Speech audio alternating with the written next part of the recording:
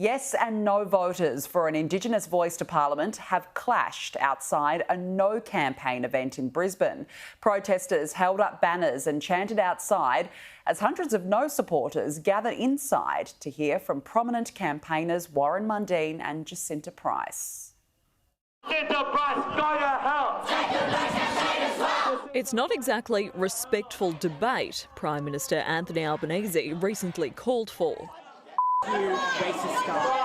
Descending on a No campaign event in Brisbane on Wednesday night, protesters were chanting and shouting profanities at No voters. The group can be heard calling No campaigner Jacinta Price and opposition leader Peter Dutton racist. 1, 2, 3, 4, 5, 6, 7, 8. Racist, hate! Police did their best to keep the opposing forces apart outside. Inside, prominent No campaigner and Shadow Minister for Indigenous Australians Jacinta Price took aim at the Labor Party and the Yes campaign's latest ad. It's all about listening. It's about listening, apparently. Listening to Indigenous Australians and paying respects. Well, I stand up on the chamber of the Senate floor and quite often I feel like, well, where's my acknowledgement by the Labor Party? Why aren't they listening to me? I'm one of those Indigenous people they talk about all the time. Ms Price also acknowledged the number of Indigenous Australians in Parliament and says while it's something to be celebrated, it's been overshadowed by The Voice. Even our Minister for Indigenous Australians, Linda Burney.